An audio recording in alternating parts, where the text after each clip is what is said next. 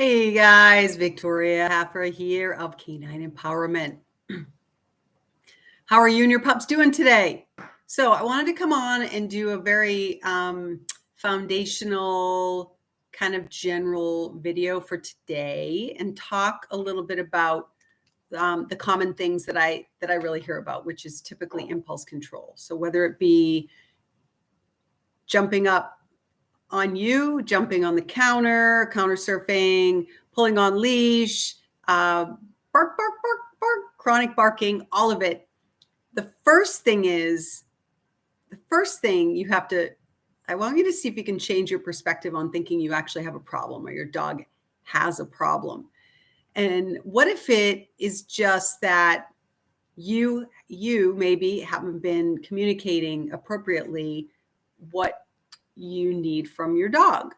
So let's talk about this. You are a human, and I'm assuming you speak English because you're watching my video. But if you didn't speak English and you were watching my video, you would have no idea what I was saying to you. So we get these adorable little fur creatures. And even if you've had dogs your whole life, so many people think they really know dog, and you might. However, that's not what I've found a lot with my clients. So much. There's always more to learn. And so dogs communicate in a very different way from humans. Tend to communicate. Certainly body language is something that we're constantly picking up on, but we attempt to communicate with most people via verbal. And verbal is actually on the lowest end of the communication scale for dogs. So number one is body language. Dogs are constantly interpreting your energy and your body language. The second thing is smell. Dogs, their superpower is their nose, right? A dog's nose there is more like 100,000 times more powerful than our noses. And their ears, their hearing as well, unless of course they're hearing impaired. And then their vision is okay. So that's important to understand. Our typical go-to as humans in trying to communicate with our dogs is verbal. And that is not the first thing that the dog is responding to. So just keep that in mind. And then when we choose to go verbal with our dogs, what I see so often is, especially when I go in and do consults with new clients, is they're telling their dog to stop or no or down. And then I'll say to them, have you taught them that? Well, have you really taught them that? Or have you just kind of, gotten a little loud or gotten a little irritated, annoyed, or frustrated? And then your energy changes. And that's what they're picking up on. So then sometimes they do it. Sometimes they do it. Sometimes they'll stop doing it. It all depends on what's more rewarding for them. And sometimes your energy, just you giving them the attention, just like with children, is rewarding to them. So you have to keep in mind of all these things. So I want you to just take a moment and ask yourself, is what I'm doing with my dog working? How's that working for you? And if it isn't, then are you open to a new way of being, right? And being with your dog and looking at the situation as that your dog isn't bad or wrong or a problem child, or that there is even a problem, because there really isn't a problem. It's just inconsistent communication, and you may be tweaking a few things with them. Also, are you being consistent with them? Are you fulfilling their needs? So that's like the second thing I want you to think about. And I don't mean like, of course, they have a house, a roof over their head, and you feed them, twice a day, and, you give them high quality food and lots of toys in a box over there. Dogs are smart, social creatures. So are they getting enough physical exercise? So are they able to blow off steam? If you live in an apartment and you don't have a fenced in yard, where maybe you're taking them um, to doggy daycare a couple times a week. So are they able to kind of blow off steam just like humans need to, right? Whatever you do to do that, maybe you go for a run, you do some yoga, you play tennis, whatever that is. So physical exercise is important. So you might say, okay, yeah, we're doing that. Or perhaps you're walking them. Unless you have a highly reactive dog, then my recommendation is typically 2 walks a day, if that is feasible. If your dog is calm and relaxed during the walk, it's really great mental enrichment as well as physical exercise. Dogs love to sniff. We know that. Sniffing is actually very relaxing for dogs. And again, their nose is connected to their brain.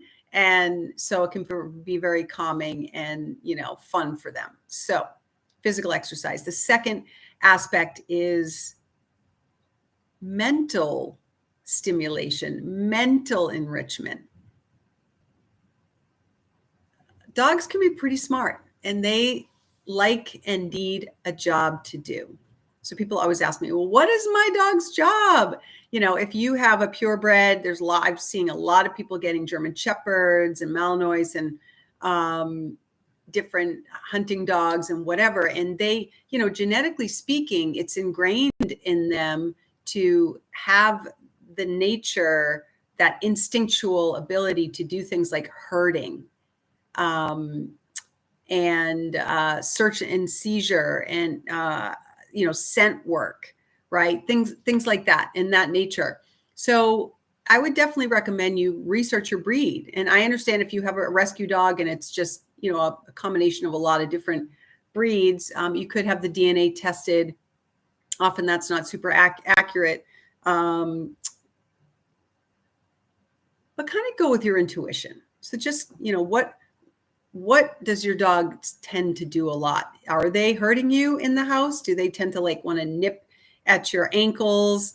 And find out, just kind of explore what gets them into their happy place, not that high arousal, crazy, fence,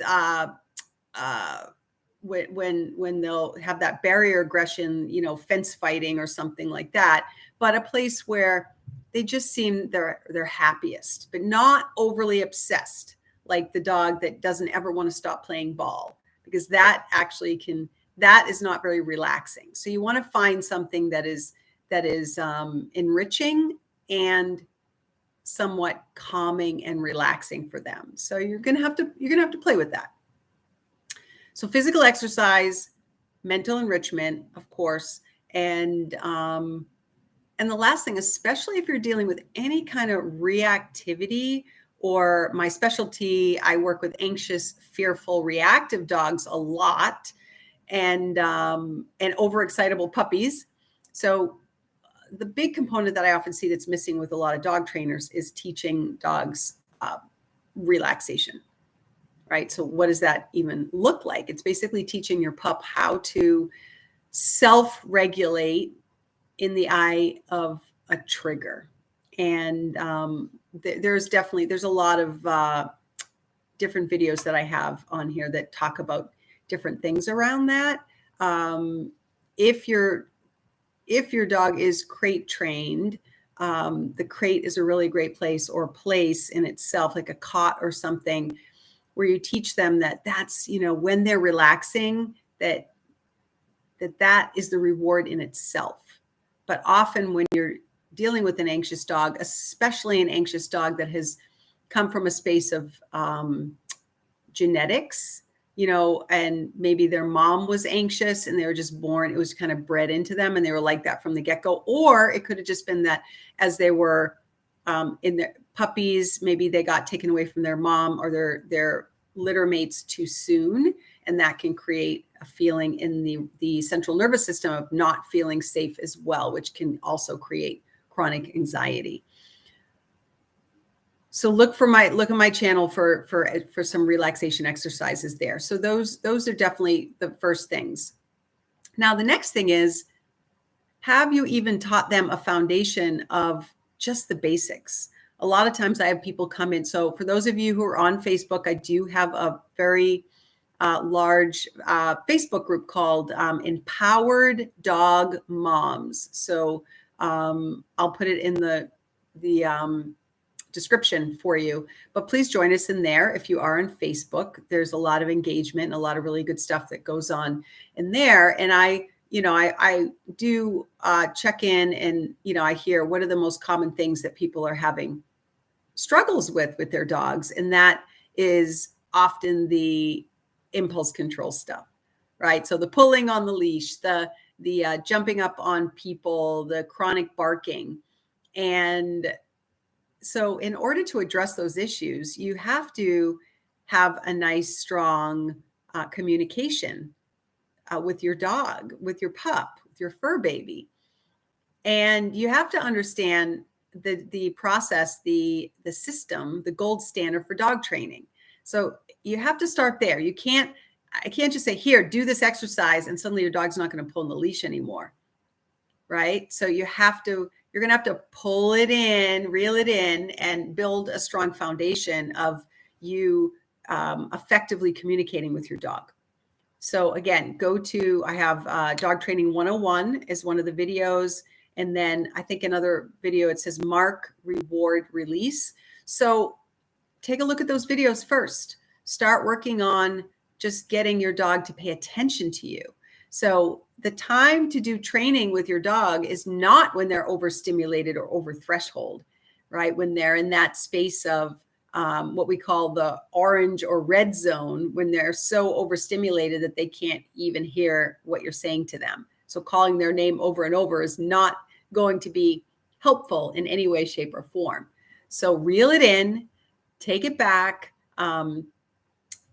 go and watch those videos, and then let me know. Once you're in that space, then we can go to the next level of what's next now. So if you can't even get a good check-in from your dog on a walk, there's no way you're going to get them to be redirected from a highly stimulating trigger out there in the real world out there. So all training starts in the typically in the house under lowest level distractions, and you want to and on a leash inside the house.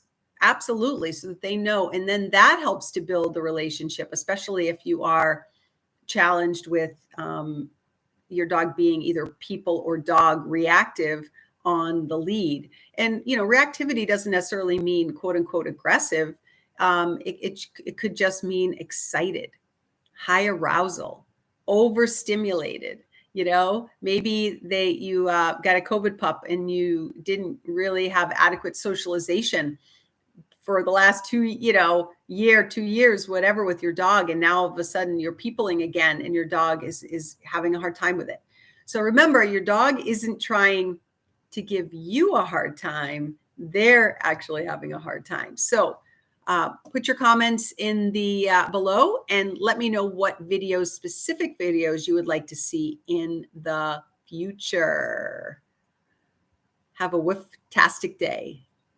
Sign up for my channel, subscribe if you haven't already, and show me some love.